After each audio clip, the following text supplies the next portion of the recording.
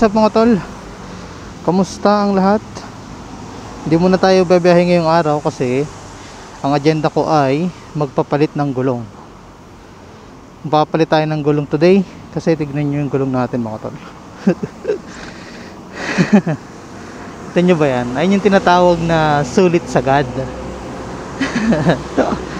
Oh, sagad na sagad yung gulong natin, kaya kailangan na natin magpapalit. So after 13,831 kilometers, papalit na tayo na ang gulong natin. Ang ipapalit natin ay beast tire. Ang first option ko sana ay yung Pirelli Angel Scoot o Pirelli Diablo Rosso. Kaya lang, wala akong mahanap na stock size ng Mio Gear. Kasi since wala akong mahanap, naisipan ko, maglaki na lang ako ng gulong. Bali, mag-upgrade tayo ng gulong from stock tires na 100 by 70 by 14. Sa rear, gagawin nating 100 by 80 by 14. Tapos yung front, isasabay ko na rin, papalitan ko na rin. Kahit medyo okay pa naman yung natin, front tire natin. Mamaya pakita ko sa inyo. Since maglalaki ako ng gulong sa likod, parang pangit naman pagka lalakihan ko yung likod tapos yung harapan ganun pa rin, maliit. Parang pangit nung parang nakasubsob tayo doon. Sakto naman, nakakita ko ng murang gulong. Kasi yung Pirelli nasa 3,000 plus yon. 3,000 plus isang gulong lang yon. Wala akong mahanap. So magpapalit na lang ako ng unahan at saka pang likodan na gulong. Mag-upsize na lang tayo. Tapos yung 3,000 sa beast tire, na yun, front and the rear na yung mapapalitan natin doon. Ang dami ko din naman nakita na positive feedback kay beast tire. Matagal na rin naman kasi sa market yung beast tire. And marami na nakatry. And most of it naman, ang daming positive feedback. Kaya yun, beast tire na yung napili ko. Ang component pala ni beast tire or yung rubber material na ginamit sa kanya ay medium compound. Meron kasing iba't ibang compound yung tire natin mga tol. Based sa research ko, ang beast tire ay gumagamit ng medium compound. Ang available kasi na mga gulong dito sa market sa Pilipinas, most commonly used ay soft compound, medium compound at hard compound. Yung soft compound ay yun yung pinakamalambot sa lahat. Pinakamalambot na rubber material yung ginamit sa kanya. So yung pinakamalambot, pinakamakapit sa kalsada, wet and dry, solid. Since malambot nga yung rubber material na ginamit sa kanya, sa din yung pinakamabilis maubos. Yung hard compound naman on the other hand ay siya yung pinakamatigas na rubber material yung ginamit. Siya yung pinakamakunat. Ang downside lang niya is hindi siya ganun kakapit pagdating sa kalsada. Pagdating naman sa medium compound, dalawa yung rubber material na gamit niya. Kung hindi ako nagkakamali, yung sa gitnang part ng gulong ay medium to soft compound ang gamit niya. Tapos yung pagilid papunta sa side ay soft compound. So ideal talaga siya para sa ating mga riders. Para sa akin for me. Kasi nandun yung kapit, kahit paano may kapit siya sa kalsada, and also hindi siya ganun katagal maubos.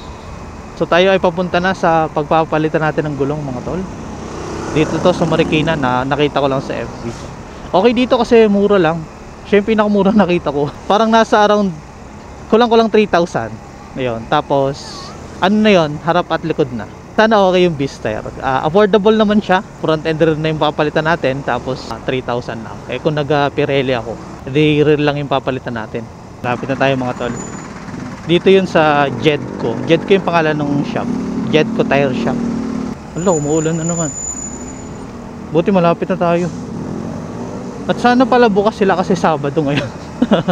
Magpapalit na rin ako ng try ko na rin i-check yung brake shoe natin sa likod kung palitin na. Feeling ko palitin na siya kasi lagi na siya maingay. Ngayon lang mabubuksan to yung gulong natin sa likod. Hindi ko na may maintenance yung natin, preno natin sa likod kasi wala akong gamit. Ang lagi ko lang nalilinis yung unahan. Yung caliper sa unahan, ayun lang lagi ko nalilinis. Jedco Tire.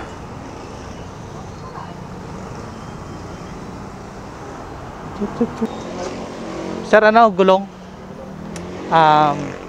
Beast tire na 180 tsaka 9080. 1275 lang sir, DC lang, dito, dito bit. Okay, nag-chat kanina kung open. Ay, ikaw ba yun? Ito nga, sumagot ako. Ay, teka. Kaya yan. Oo. Ngayon lang nakapunta, naulan kasi. Ha? Bis na lang. Bis na lang, boss. Yung ano, yung 180-14 tsaka ano, Meron tayong 90-80. bis, 1,550. Okay din pala to, Corsa Cross. Hindi, yun na lang ano, boss. Ano? Wait. Hindi, yung bis tire na ano, Oo, 98, pinaka ano. 90-80 tsaka 180. Mar, pakipasok. Dating nga ako, boss. So yung mga talay yung papalit natin. Bis tire flash 180 by 40 tsaka 90-80. Ito yung papalit natin mga tol. Mamaya explain ko sa inyo kung ano yung mga naka-indicate dyan. Ngayon tinitira na yung ating gulong. Ito, tignan natin kung madumi na yung ano. Stock up po sir. Parang ngayon lang bubuksan yan eh. Subukan natin sa atin. Kita nyo yan eh.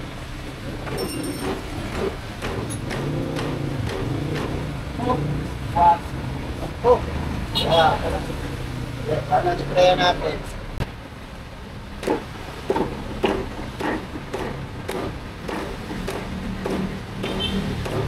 Kaya na lang natin. Para sigurado. Naibumigay na para hindi tumatos si sir. Yun, bumigay. Matino. Pero kaming ano, ginanito, click. Ay, matanggal talaga. Ginanito namin, nabali yung yape, nasugatan pa ito. Yan o, kasi ito yun sir eh, oh. Mamaya gagrasahan natin. Dapat lagi may grasa yan, ha? Makapal pa yan, ayos pa yan. Tagal na yan.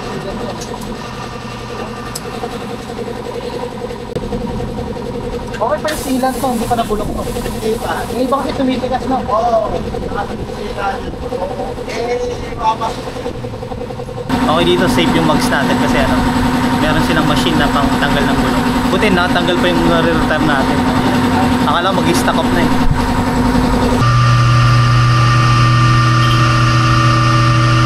Para lumakas kami. Pero dito nga yung pinakamura no. Oo, totoo yun. Kahit sa mga na-chat mo, di ba? Alam mo kung bakit? Hindi kami nahupa dito. Ha? Hindi kami nahupa. Sarili niyo po ito. Oo. Kaya pala na. Nakabit na yung unahan. Binibreak in pa ba to? Ano na? Yung gulong binibreak in? Hindi lang. Dire-diretso na.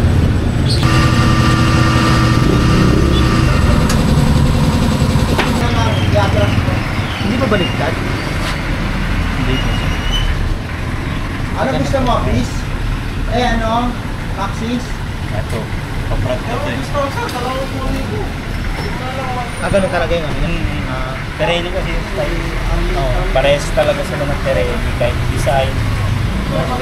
Ginagawa. Gaya-gaya niya sa Ano ba yan? Yung dual sport na yan. Marami nang bumabalik dito sa siya. Sabi, baliktad. Ito. Pero ano, nakikits naman nila yung ano, yung style ng Pirelli.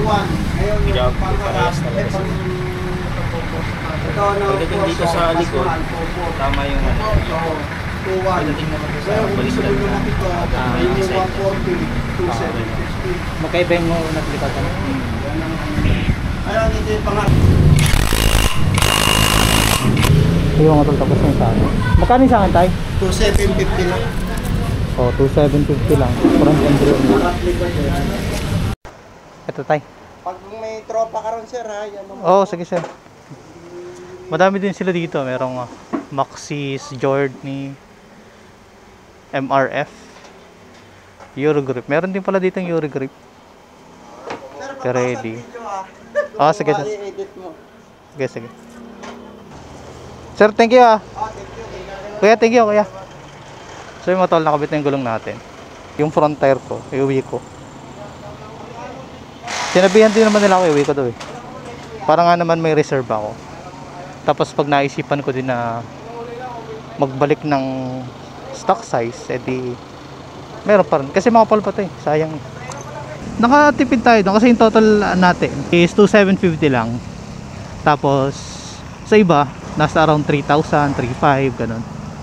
Kaya dumura sa kanila kasi hindi sila nag-uupa ng ano, ng pwesto. Sariling pwesto pala ni tatay yun. Kaya mura yung gulong sa kanila compared sa iba. Tire pressure pala natin is 32 tayo sa likod, tapos 30 sa harapan.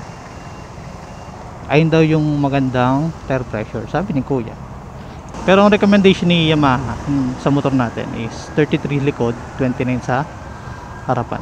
May sakay o wala, ayun yung recommended niya, 33-29. And pinalagyan ko na rin siya ng sealant para iwas aberya pagka bumabiyahe tayo. Nabot pa ng ulan. Galit tayo dito habang nagpapatila, tapos pakita ko sa inyo yung itsura niya nung nakakabit na siya. Yan, so ito yung itsura niya, kabuuan. Ang ganda ng pagkaano niya, no? Ang ganda ng pagkabilog niya sa tire. Bumagay. Gusto ko yung pagkaano niya, pagkabilog. Ito yung front tire, ganito yung itsura niya sa front. Ganito naman yung sa likod, mga tol. Ito. Ang ganda rin yung pagkabilog niya. Huwag nyo lang pansinin yung dumi. Kasi nakakatamad magpakarwash. Alam mo naman, lag nag-uulan. Ito yung ano, sa likod. Ang ganda rin. So, ito pala mga tol. Yung mga nakikita nyo dyan, may ibig sabihin yan. Share ko sa inyo. Yung mga natutunan ko when I do my research. Hindi ko lang alam kung visible mga tol, no? Pero, yung mga naka-indicate dito, may ibig sabihin yan. Simulan natin sa... Ito yung brand ng tire, Beast. Tapos... Next is yung rotation. Nagtaka ako dito kasi may indicator kasi yung ano dito, yung gulong mga tol, kung saan dapat siya nakaharap. Yung rear dito nakaharap pa una, tapos yung front palikod. So tinanong ko siya doon kay kuya, bakit parang baligtad? Sabi niya ganun daw talaga yung kabit ng B-splash. Sila yung nagkakabit, edi okay. Tapos yung size is 100 by 80 by 14. Yung 100 mga tol, ito yan. Yung lapad ng gulong natin, from here papunta dito. Kumbaga, yung kapal niya. So from here papunta dito, ayun yung 100. Yung lapad ng gulong natin. Tapos, yung 80, ito siya, yung sidewall. From dito sa pinakagilid ng gulong hanggang dito sa ilalim. Ayun yung 80. Dati naka 100 by 70 tayo, medyo mababa ng konti, 10mm lang naman. Tapos yung 14, ayun yung pinaka mags natin, yung laki o sukat ng mags na natin. Tapos after nung size, meron ditong MC, which means motorcycle. Ayun lang yun. Para sa specific yung gulong na to, pag may MC, motorcycle yun nakalagay. Yung 48S mga tol, ito yung load capacity. May naka-indicate siya dito kasi yung iba wala. Ito 48S, ibig sabihin nun, yung max load na kaya niya is up to 180 kilograms. Yung iba kasi, code lang yung nakalagay. May papakita akong table sa inyo mga tol, para alam nyo kung ano yung load capacity ng gulong nyo. Ito. Yan, dyan yung makikita kung ano yung load capacity ng gulong niya. Iba-iba yung code eh. Kagaya dito, 48S yung nakalagay. Tapos para naman malaman nyo mga tol kung kailan yung expiration date ng gulong nyo, hanapin yung 4 na number na nasa loob ng oblong sa gulong nyo. Doon nyo makikita yung expiration. Kagaya nito, 24, 25 yung number dito. Ibig sabihin nun, 24 weeks ng 2025 ginawa yung gulong na to. Ideally kasi, ang expiration ng gulong up to 5 to 6 years daw, sabi nila.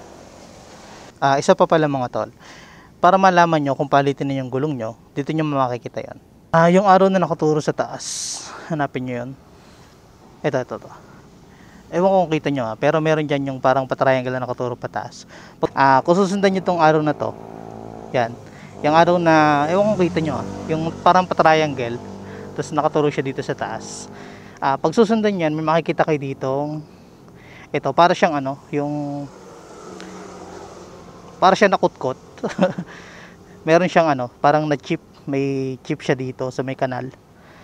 Pag nawala na yan, pag hindi na siya visible, ibig sabihin nun, palitin na siya. So ito yung indicator ng ito yung indicator ng beast tire kapag palitin na siya. Sa ibang gulong naman, ganito. Kagaya nitong IRC na brand. Hanapin nyo lang din yung araw na nakaturo. Ito. Yan, saan nakita?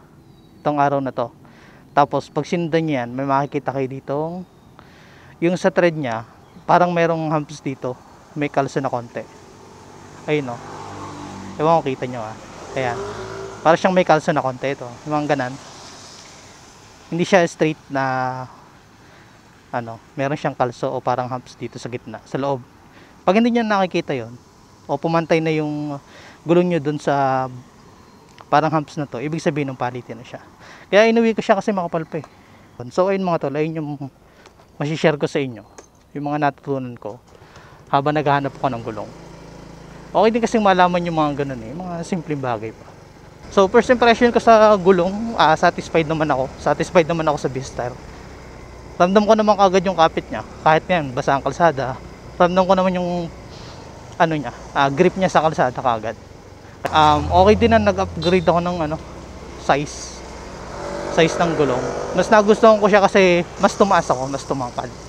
Pagdating naman sa fuel consumption, currently sa stock tire, ang fuel consumption ko sa Mio Gear ay around 43 kilometers per liter up to 45. Sa throttle habit ko yun. So 43 to 45, minsan nagpo 46, ganun. Hindi ko pa maipapakita kung may nagbago ba sa fuel consumption natin dahil nagpalit tayo ng gulong kasi kakapalit pa lang natin. Bangking nga tayo dito. Ayun o. O diba? Bumabangking din naman. Okay din yung kapit, pero nag-aalangan pa ako. Tama yung pagkaliko natin ang bagal. Nag-aalangan pa ako. Bago pa kasi. Tapos kailangan ko din sanayin yung sarili ko na since nag-elevate nga ng konti yung gulong natin o yung motor natin, gawa ng naglaki tayo ng gulong. So may adjustment pa sa driving habit ko. Hindi ko pa masabi yung full potential ni Vistar kasi nga kakabit na. Pag umabot na tayo ng 100 kilometers or at least 1 to 2 weeks na paggamit, since babiyahin na nga ulit tayo sa mototaxi at saka food panda kapag umuulan. So marireview natin ng maayos, pang daily natin to. So ayun mga tol, baka dito ko na lang din tapusin itong video na to. Again, maraming salamat sa pagsama sa biyahe natin ngayon. And salamat sa panonood. Hanggang sa muli. Palag lang ng palag. Ciao.